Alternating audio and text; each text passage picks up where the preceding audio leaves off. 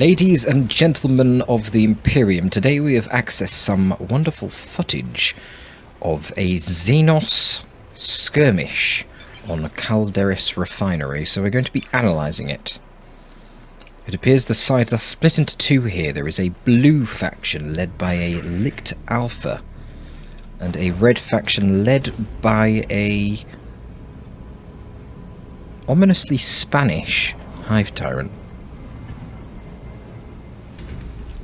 Now, the tricky thing here is that we know the Tyranids adapt themselves after each instance of combat to better suit defeating the present threat.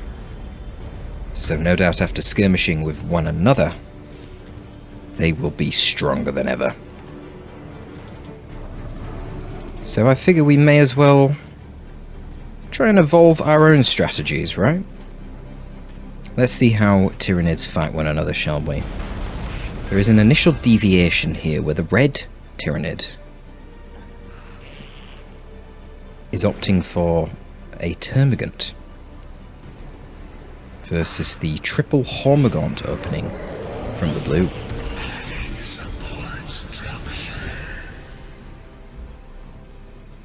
I think I'm going to refer to them as the red strain and the blue strain.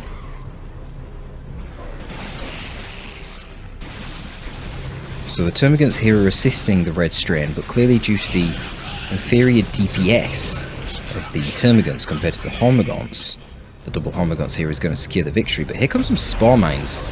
We're going to explode with perfect positioning there, poisoning the blue Hormagaunts without affecting the red Hormagaunts. Now the Spore Mines are going to be putting on pressure onto the other Hormagaunts of the blue strain that are trying to deal with the power node. A little bit of friendly fire there to the node, but nothing too bad. That does secure his power farm for the red strain. Now what's going on over here? We've got a bit of a brawl. This is looking good for the red strain hero here, the Hive Tyrant, because the Hive Tyrant has 70 melee skill, whereas the Hormagaunts only have 55, and you'll notice the Hive Tyrant attacks really quick, which means his ability to proc special attacks is very high, and that's disrupting the blue strain's Licht Alpha from being able to output his own high DPS. Now we see the lack of gens here from the blue strain in contrast with the one gen here from the red strain plus the Spore Mines means that the blue strain has got out a warrior brood very fast. Red strain is going to be quite delayed in that. They are starting to spawn a warrior brood now. So do we have any upgrades? No, that's literally just the Spore Mines. Man, Spore Mines are so expensive right now, it's crazy.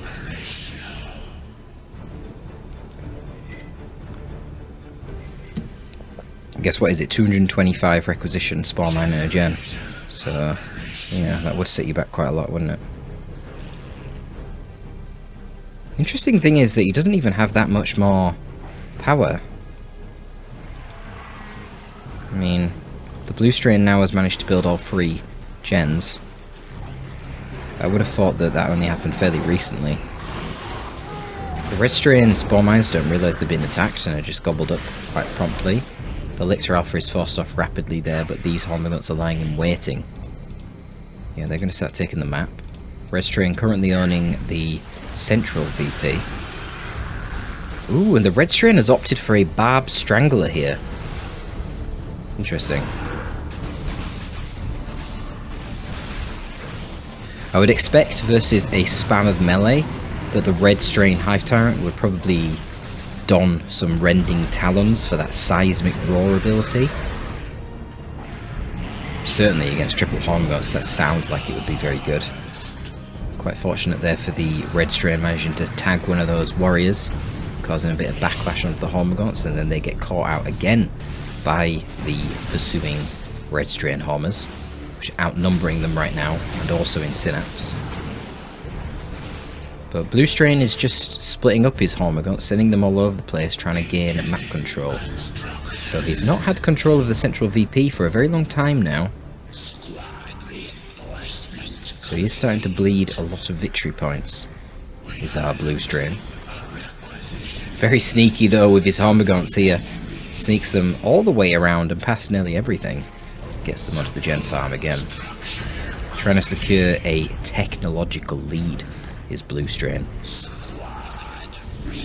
Red Strain's going to have to utilise these upgrades that he's getting. You know, we're seeing Crippling Talons, yeah, the Toxin Sac. Crippling Talons? Where did I get that from? Adrenal Glands and the Bow Strangler Warrior brood here. So lots of what they called biomorph upgrades on the Red Strain Tyranids. That's going to set them back in the technological race. No wonder the Hive Tyrant is not donning any war gear. So in order to make up for that expenditure, they need to get some value by taking on the generators. Problem is that it leaves the Hive Tyrant rather isolated right now, and he's getting gobbled by a lot of things, but able to output a nice amount of splash damage there with the specials, focusing on the Hormagaunts. Maybe I'd have gone for another special there. Gets out with a lot of HP. Lictor Alpha of the Blue Strain here, putting on some pressure onto the Bow Stranglers, but controlled quite easily by the Crippling Poison. I've not really seen this Bow Strangler even hit anything so far. The Blue Strain Tyranids are moving around too quick. The Bow Strangler not flung with a very high projectile speed. So quite easy for the Blue Strain Tyranids to dodge that. And I do question whether it's really worth it, to be honest. Even here where it does suppress, it's taking so long to force off that Warrior Brood. It'd be better if they were just melee. Now that Warrior Brood for the Blue Strain has now donned its Adrenal Glands, so it's going to get a tremendous increase to its HP. It'll be a lot more durable.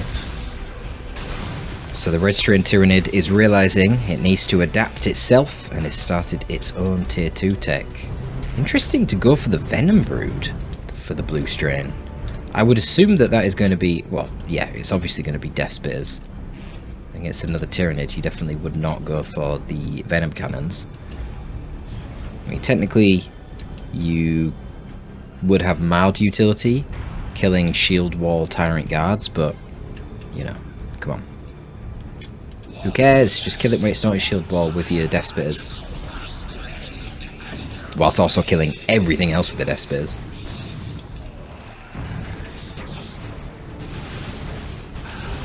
Again, we're getting swings and misses from the Bow Strangler here of the Red Strain. Sneaky little Blue Strain Hormagaunts proving very evasive here. And then the other problem with the Bow Strangler here for the Red Strain is now we have some towers coming up for the Blue Strain. Ooh, and a killed Hive Tyrant as well. Yeah, with these towers they can start spawning Rippers and they can go down and just tie up the Warrior Brood for the Red Strain, making it quite redundant. Indeed, we do have Death Spitters. Pretty powerful weapons, very versatile. Inferno damage, so good against everything but vehicles. Really will chew through everything though. Warriors or Gaunts. Pretty good, I guess, as well for killing the Hive Tyrant. That might have been part of the shock there, actually. The Red Strain may not have anticipated the Death Spitters. Just thought they'd be melee.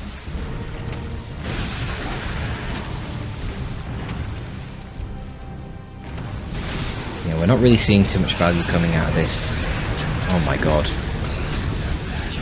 Coming out of this Bow Strangler. We're definitely seeing value coming out of the Death Spears. Look at that. Killing that warrior very fast. But there are Gene Stealers for the Red Strain here. And sneaky Hormagaunts for the Red Strain as well. It's not only the blue that can utilise some sneaky Hormagaunts. You know, the red can as well. Gene Stealers are quite a good choice here for the Red Strain. They're known for their melee prowess. They have a higher propensity to trigger special attacks than other capable melee fighters. Very good, therefore, against so many Hormagaunts that the Blue Strain has. They also do power melee with their claws, which will be good for tearing up those tanky Adrenal Gland Warrior Brood. We now see some war gear options for the Lictor Alpha. He's got the Scything Talons, which is his highest DPS weapon. 81 DPS power melee. It also gives him a on-demand knockback and suppression ability, which he can use even when he's knocked over. Or flying through the air, for that matter, so it's quite a nice defensive tool. Then he's also got the Toxic Burst, which give him marginally more HP, but they give him a nice on-demand AoE active ability, does AoE damage over time around him, and also heals him 150 HP over 10 seconds. So, pretty nice for durability, and again, just helping out in a big, blobby melee fight. Now the red strain here is utilising the brood nest, something capable only for Hive Tyrant-led strains of Tyranids. That's going to have a fantastic presence in the centre here, as it is able to spawn out more Tyranids within its proximity, as well as heal up injured Tyranids. Be interesting to see how the blue strain can tackle that. Currently the blue strain has his Lictor isolated, taking out gens of all things, which is interesting. If we look at the economy for the red strain, it's currently lacking more requisition than it is power, however. Do we have any upgrades here on the Hive Tyrant? We do. We've got the Crushing Claw, so both of these strain leaders opting for their highest damage weapons. But the Lictor is disengaging quite effectively there. Let's see what the Death Spitters can do. I think the Death Spitters are shooting at the Gene Stealers. The Gene Stealers are now in melee combat, so they're doing... They got that damage resistance. Ooh, that was a good hit from the Barb Strangler there, suppressing all three of the blue strain Hormagaunts. However, Lictor Alpha has got onto the warriors there with the Barb Strangler and doing great things to him. Backlash on both sides, but wow, Death Spitters are in trouble here with Gene Stealers and Hormagaunts with the red strain on them. Not killing any models, killing 2 models. It's more like it. And the Hive Tyrant's now in the action. I'm not sure the Hive Tyrant should be attacking the Lictor Alpha. Again, I'd just go after the Hormagaunts to proc specials. I feel like that special should have done more. Just like it missed, which is weird. Blue strain Hormagaunts are going to take out the brood nest, but one of their Hormagaunt squads has been completely wiped out by the Gene Stealers. Gene Stealers putting in amazing work here. Level 2 Gene Stealers already after that fight. And once again we see disengagements here. Red strain Hormagaunts down this side, blue strain Hormagaunts moving to the east. And capillary towers being spawned in by each of them. How the capillary towers know to only provide buffs to the allied strain of Tyranids is a mystery to us all. Some fantastic genetic technology right there. What's this? Unit evolution complete? Ah, some adrenal glands here for the blue strain Hormagaunts. Seems rather late.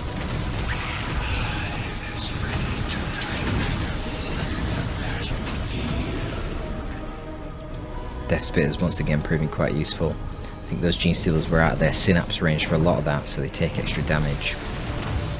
Well, they don't take extra damage, they just don't get the damage mitigated like they would if they were in synapse. Caught out there with the red strain Hormagaunts by the leap of the warriors.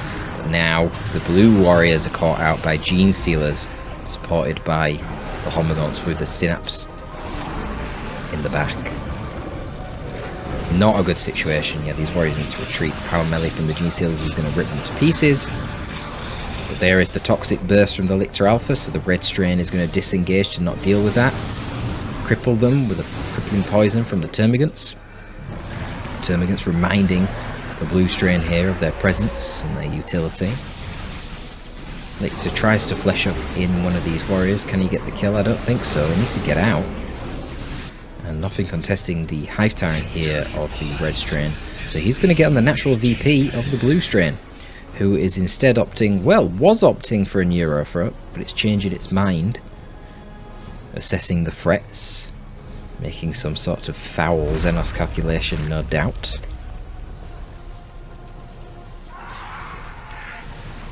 Probably analysing how much time it has.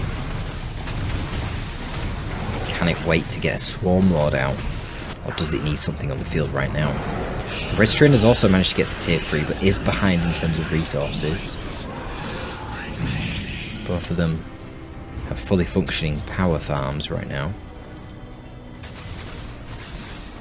It looks like the blue strain is going to attempt to take the centre, but I don't know how long that's going to last for. Yeah, probably a while it seems. Nothing is trying to gobble them up. Feels like the Hormagaunts of the red strain could just go in here. There's not really much support, just some Death Spitters, which are easily dealt with a single Hormagaunt squad when they're isolated like this.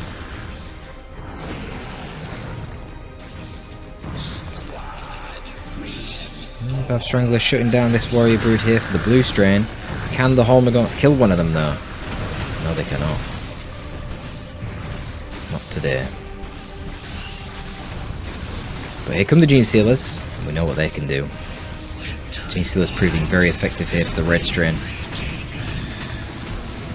I suppose the blue strain foregoing that for the Death Spitter. Blue strain is going to be opting for a Carnifex now as its choice, not a Swarm Lord.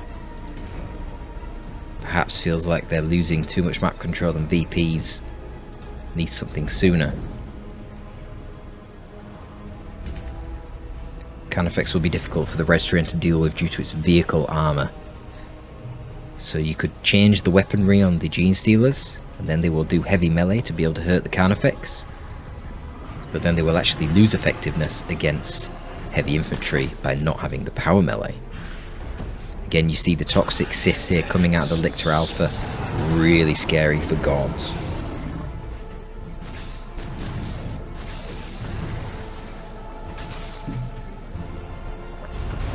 Quite surprised actually not to see the Lone Hunter on the Lictor here for the blue strain. I feel like the Lictor's been running around on his own pretty much the whole game really. Typically you either see pheromones to help in the melee fights with the Hormagaunts constantly reinforcing, especially in tier 2 with the Endless Swarm, or you see Lone Hunter. So the blue strain Lictor not having either of them is very unusual. But here is the Carnifex, and this Carnifex has a Thornback upgrade on it. So this makes it extra strong. By extra strong I mean higher HP. Gives it that charge that we just witnessed there. Still slowed though, a little bit dazed from the electroshock grub that came out of the Thorax Swarm Warriors. The blue strain Hormagaunts are now on that Barb Strangler warrior. And the Thornback Carnifex is going to take out the Brood Nest before dealing with the Hive Tyrant, I assume. Hive Tyrant's actually very scary here. Having his 108 DPS heavy melee weapon. You don't really want to stand and trade with him that well, especially when he can go invulnerable for 9 seconds. Wow, I didn't realise it was that long. 9 seconds, that is ages. He retreated very early there. Could have definitely got some powerful specials onto all this crap. I mean, Ripper's not really a threat to a Hive Tyrant. Hive Tyrant should probably be getting the Psychic Scream as well for these big brawls here. That is a war gear that it can get in its accessory slot.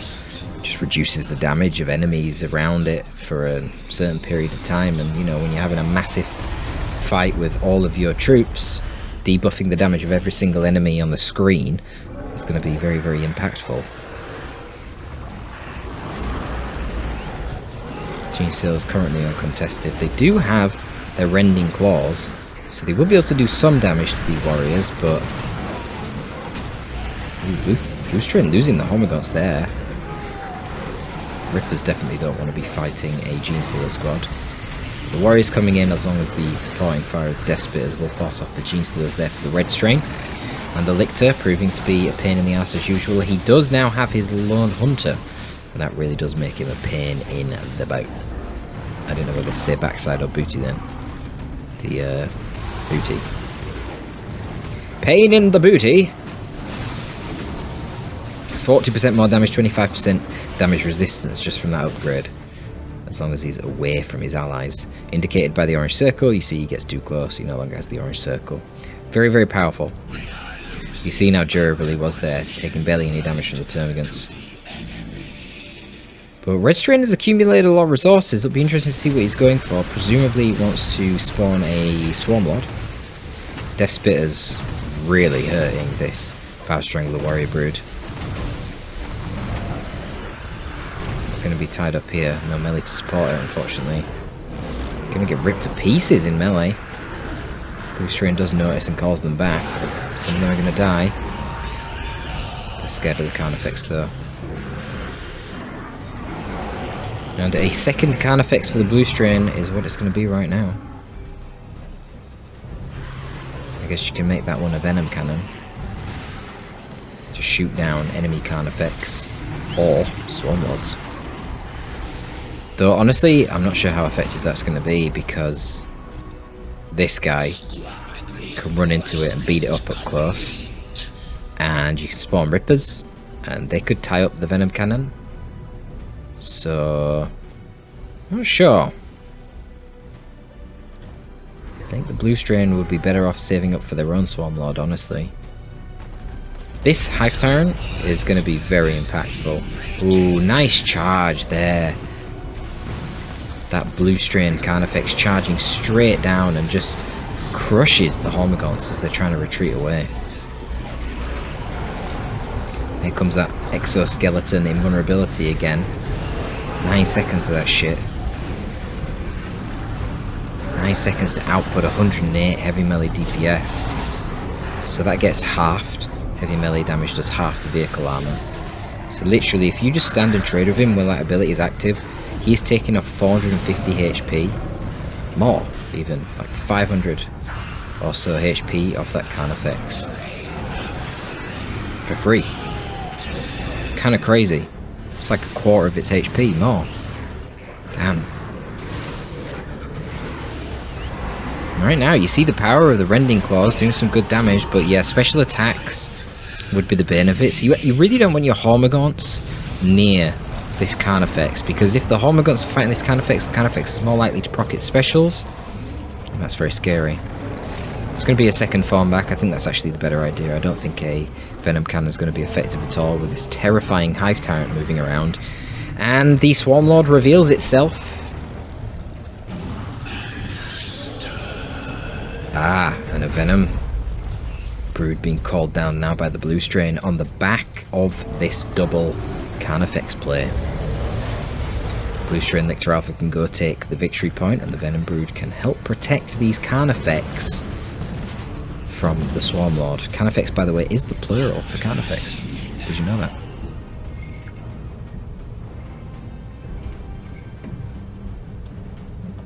No S needed. Keep it simple. It's just Carnifex. Whether there's one, whether there's two, whether there's four. And there is free right now, if we include the blue and the red strains, because now there is a Carnifex for the red strain.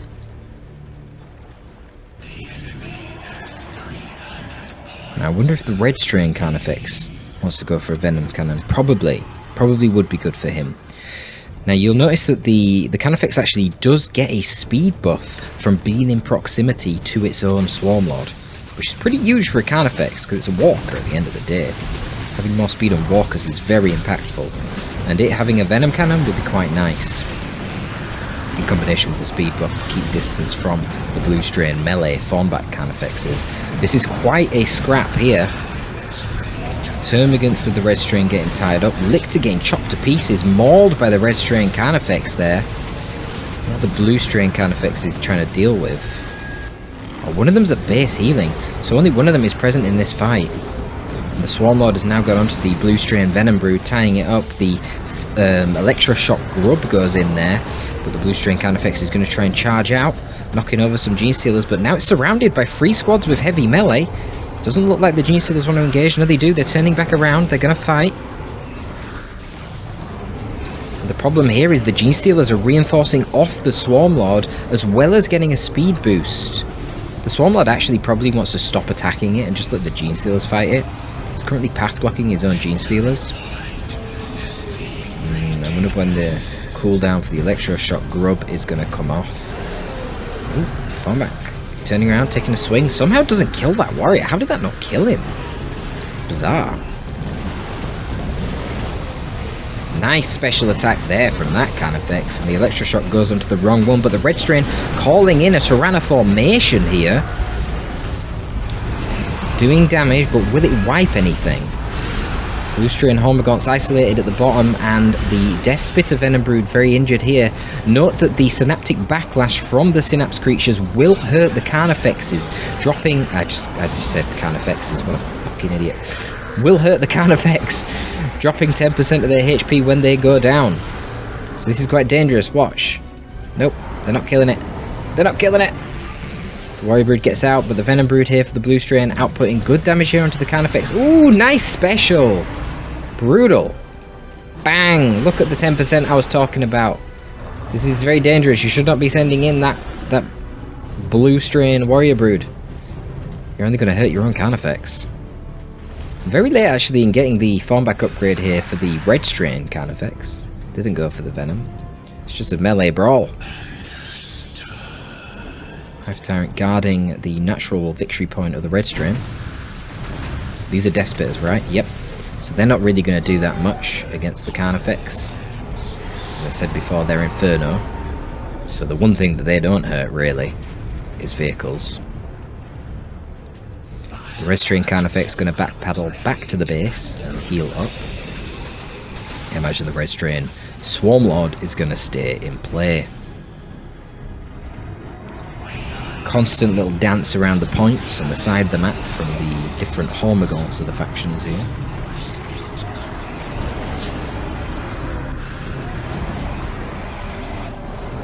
Genestealers charge in with an Adrenal Frenzy going immediately for the Venom Brood. There is another Carnifex now for the blue strain, and this Carnifex has a Venom Cannon. But the problem is, of course, the Genestealers here, tied up in melee. When you adopt a Venom Cannon on your Carnifex, it loses its innate melee resistance. So it's taking a lot more damage from these melee attacks from things like the Hive Tyrant. And look at the Hive Tyrant now, ripping this Venom Cannon Carnifex to pieces. This is why I was worried about the Hive Tyrant and the Genestealers will be able to output huge damage, but wow! The Venom Cannon Carnifex proving very useful there. Kills the Swarmlord that was trying to retreat. Very nicely done. And a charge as well from the melee Carnifex of the blue strain. Gonna rout the warriors of the red strain before they can get off their Electroshock Grub, and now the pair of the Carnifex can maybe try to take out this Hive Tyrant. He was using his bonded exoskeleton there for invulnerability, and he's going to get killed by the Carnifex. Wow, the blue strain Carnifex putting in tremendous value right there. Killing a Swarmlord, killing the Hive Tyrant, and pushing the red strain back. But unfortunately, this has been very atrocious for the blue strain. They don't have any infantry to capture the central VP. That was meant to be the job here of these Hormagaunts, but they have been intercepted by the red strain Hormagaunts. And since they're not fighting back, they're not going to win the fight. They took too much free damage. Some Rippers advancing here from the red strain, and the Genestealers of them are also back on the centre. But the Lictor is back in the action now for the blue strain. Let's see what he can do here. Of course, he doesn't really care about the attacks of Rippers. He will care about the attacks of a Farmback Carnifex. And in fact, he gets sent flying there by the Farmback Carnifex with a little charge at close range. And the ranged assets of the red strain are now back on the field to deal with this Lictor, crippling him, pinning him in place with a Barb Strangler and forcing him away. Probably wants to spend his time rotating around the back edges of the map here to attack the natural if the red strain is not going to be leaving anything to protect it. Is this another Tyranno formation? Oh my god. This is a Tyranno formation from the blue strain to prevent the decap of his natural. Well, the full cap actually, because it didn't prevent the decap, but it did get rid of the Genestealers and stop them fully capping his natural, which the warriors are going to get on with. The melee Carnifex here for the red strain, trying to deal with the Bow Stranglers. They're going to eat a Electroshock Grub to the face for their troubles. Venom Cannon Carnifex for the blue strain, massively mispositioned here. It needs to be generating value, shooting at the red strain Carnifex, but instead it's getting tied up in melee by a Hive Tyrant, which they nearly kill. In fact, the blue strain Carnifex, wow, not even needed. The Hormagaunts and the Warrior Brood of the blue strain managed to kill the Hive Tyrant on retreat there. And now, oh no, the Rippers are tying up the Venom Cannon. This is the problem. Rippers as well.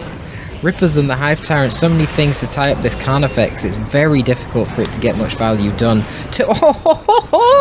Turns around and procs a special attack though and kills about 7 Rippers immediately. And there is also a Venom Brood there with Venom Cannons. I didn't even notice. So it's no surprise that the red strain didn't notice either, and a lot of Venom Cannon shots are going into that red strain Carnifex, and it is felled.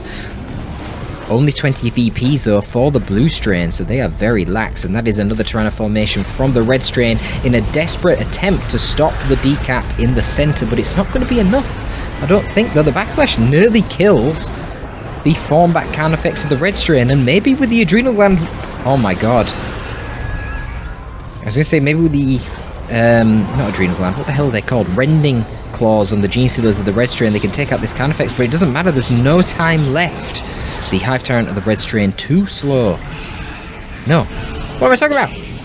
The Warrior Brood there, and the Venom Brood from the blue strain, too slow to get onto the centre. Wow. I didn't even... I thought for some reason it was the red strain that was low on VPs. I guess because I'd just seen their army getting wiped, but no. Not at all. It was the blue strain that were lacking VPs.